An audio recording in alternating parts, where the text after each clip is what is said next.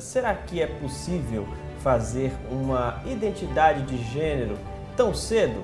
Será que transexualidade tem idade? Este é o tema que está em discussão.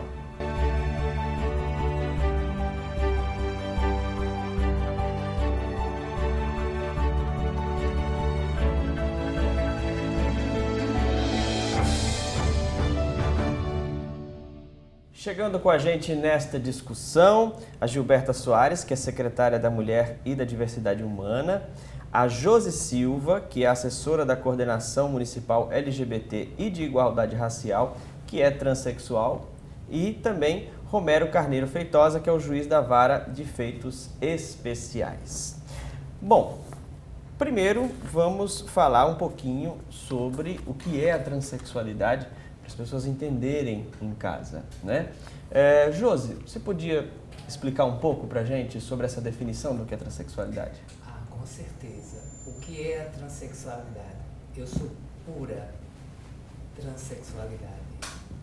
Eu me chamo Josi Silva, tenho 50 anos e desde os 12 anos eu me entendo como mulher. Não é fácil. As portas sempre fecharam.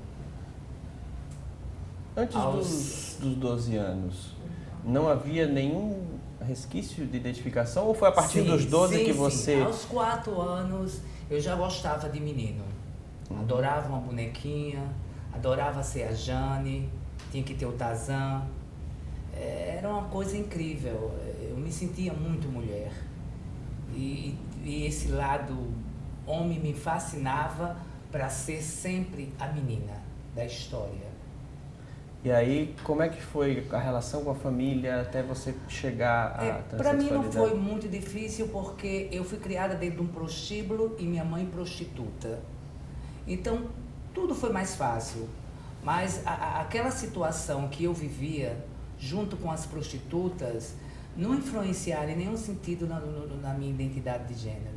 Eu sabia que aquilo que eu convivia com aquelas mulheres era uma forma delas ganharem dinheiro pela sobrevivência, tanto minha como delas.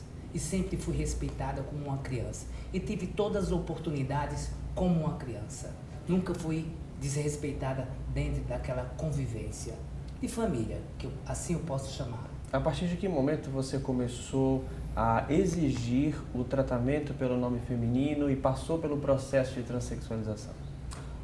Olha só, eu sempre fui muito, mas muito efeminada.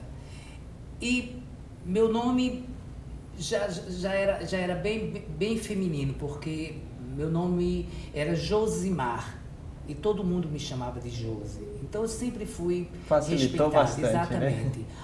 Dos 13 aos 14 anos comecei a ingerir o hormônio.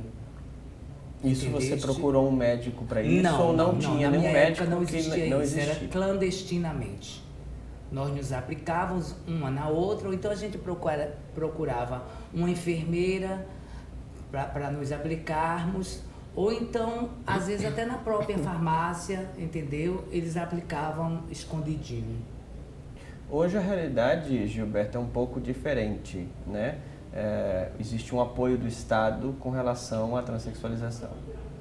Exatamente. A gente vem num processo de construção de um processo democrático e de garantia de direitos de cidadania, onde a gente vai ter a inclusão exatamente das pessoas transexuais, travestis transexuais, assim como lésbicas, gays e bissexuais, ou seja, a gente vai ter essa inclusão das transexuais e travestis nos direitos, na garantia dos direitos da cidadania. E para a cidadania de uma pessoa que muda, né, a sua identidade de gênero, é uma pessoa que nasceu com sexo e ela muda o seu gênero, ela constrói um outro gênero que é diferente daquele com o sexo que nasceu, garantir a cidadania dessas pessoas é exatamente você poder garantir a assistência à saúde integral, garantindo que o processo de transexualização seja feito de forma segura, de forma assistida por profissionais.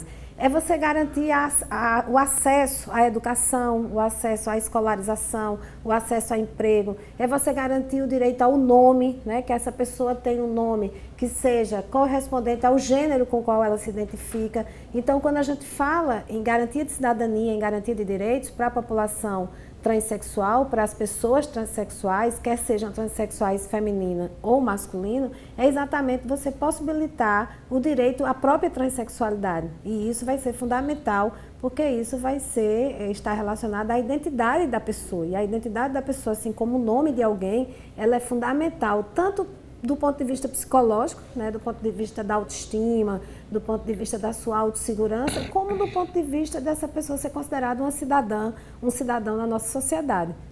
Aí o doutor Romero entra para falar sobre esse aspecto jurídico, né? Hoje em dia, como é que a justiça dá o apoio na mudança de nome ou de gênero? Como é que está a situação atual? Não, na verdade, isso é um processo em evolução. Alguns anos atrás não existia nada disso, mas houve uma modificação de entendimento nos tribunais, Tribunal Superior e no Supremo Tribunal Federal, de interpretação do disposto na Constituição Federal.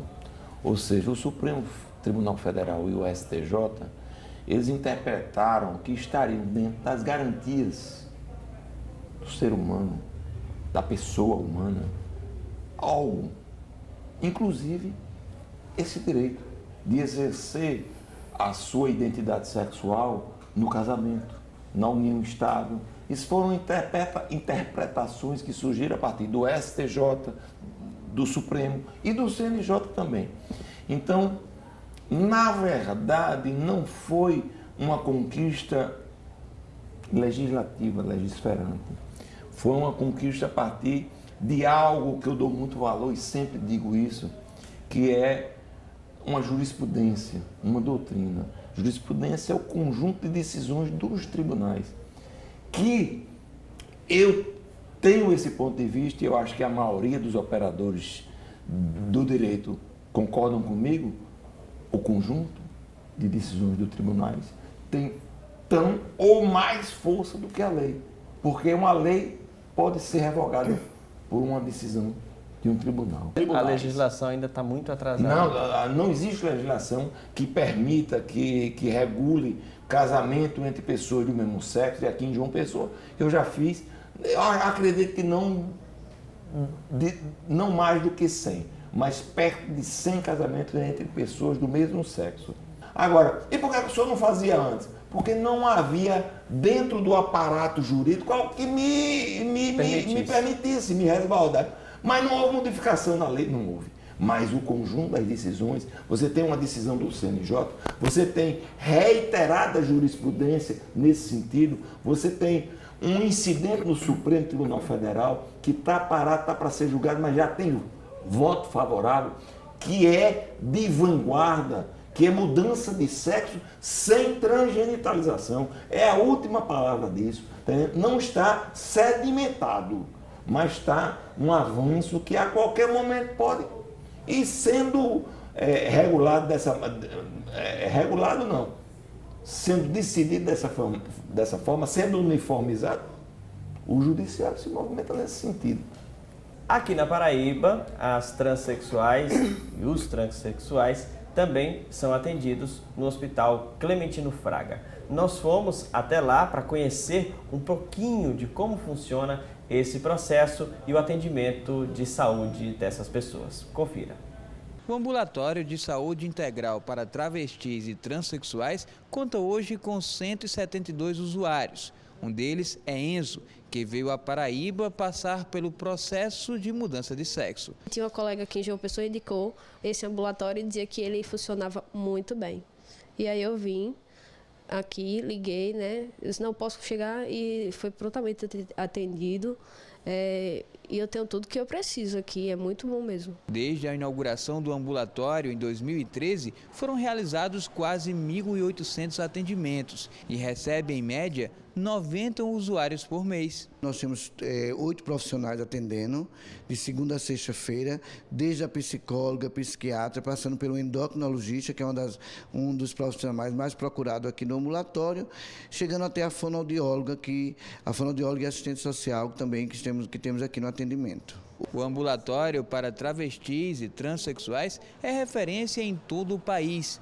O único a oferecer o serviço de fonoterapia. Além do tratamento à base de hormônios, homens e mulheres trans buscam por mudanças vocais. A voz está relacionada a características pessoais do sujeito, é como uma impressão digital em que ela representa uma marca do indivíduo. Então, a voz acompanha o indivíduo em diversas situações do dia a dia e os usuários eles classificam como um dos fatores mais preponderantes no processo de readequação de gênero. O ambulatório de saúde integral para travestis e transexuais funciona de segunda a sexta-feira, das 7 ao meio-dia e de 1 às 5 da tarde. Toda consulta é previamente agendada no próprio ambulatório, que fica no Complexo Hospitalar Clementino Fraga, no bairro de Jaguaribe, em João Pessoa. O conceito é, se eu me identifico como mulher, eu não preciso fazer nenhuma alteração para no documento. É porque, na verdade, o mulher, gênero é um construto social.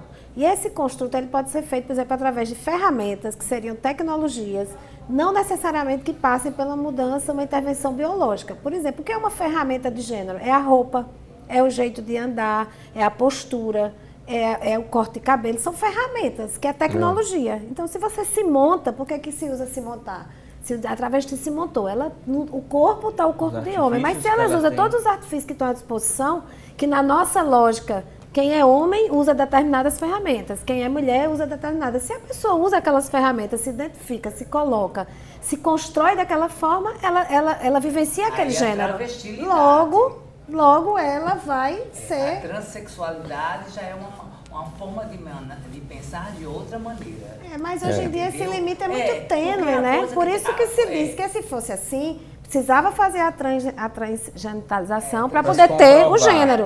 Quando você diz, eu quero o gênero sem mexer no sexo, é porque o uso de um hormônio sem necessariamente uma cirurgia, o uso de uma roupa, isso pode garantir que o gênero, desde que a pessoa tenha a convicção. Mas o que ocorre é porque o pessoal confunde você reconhecer direito e ser um igual. Eu não preciso ser igual. É porque, na verdade, isso é para desqualificar, né? E eu percebo isso. Isso é um mecanismo de desqualificação, de intimidação, desqualificação.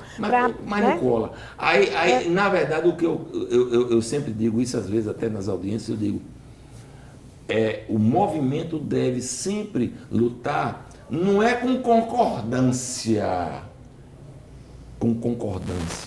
é com respeito, porque eu não preciso concordar, mas preciso respeitar. A Justiça brasileira deu pela primeira vez a autorização de mudança de gênero e de nome na certidão de nascimento de uma criança de 9 anos.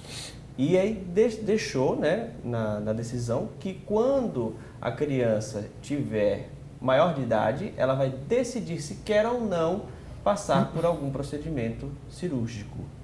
O que vocês acharam dessa decisão da Justiça?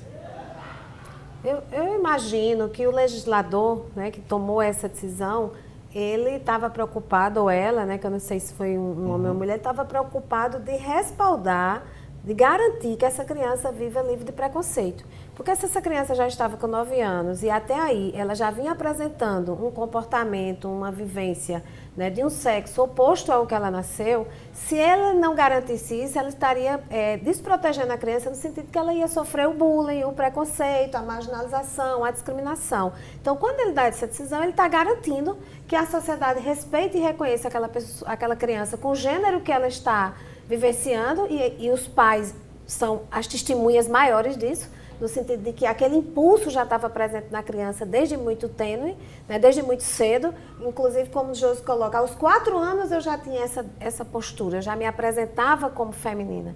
Então as crianças elas apresentam muito cedo e apresentam-se como? Na escolha das roupas, nas brincadeiras, nas identificações. Então ele tomou essa decisão no sentido de garantir que ela não fosse... também passou por atendimentos com psicólogos, com pedagogos... Com profissionais, né, que atestaram que aquele impulso era muito presente, muito forte. Agora é muito interessante que deixou exatamente na decisão essa possibilidade de, estando maior de idade, poder haver uma mudança novamente, no sentido de que na vida adulta aquela pessoa pudesse realmente reavaliar se ela continuava né, firme naquela decisão de vivenciar aquele gênero, se ela poderia, inclusive, voltar ao gênero com o qual o sexo que ela nasceu. Então, eu acho que é um avanço, mais uma vez, como a gente vem colocando. As coisas não estão prontas, mas o judiciário tem demonstrado essa abertura de dialogar com as necessidades da população. E é uma criança, né? Ela tem toda uma história ainda. Eu acho que a gente tem que se preocupar com essas pessoas aí que estão com 30, 40, 50 anos, que estão numa fila pela cirurgia há mais de 7, 8 anos para fazer a sua readequação e não conseguem. Como outras pessoas estão tentando o gênero, mudar seu nome, que às vezes não é fácil, e não conseguem. Então eu acho que tem toda uma preocupação com as pessoas de maior idade, entendeu? Estão deixando essa classe, entendeu? E pensar na criança, tudo bem, o bem-estar da criança é muito importante, mas ela tem toda uma história e uma preocupação muito mais voltada, né? Porque a criança, ela cambia muito, então tem que se ter muito cuidado, tem que ter muita cautela.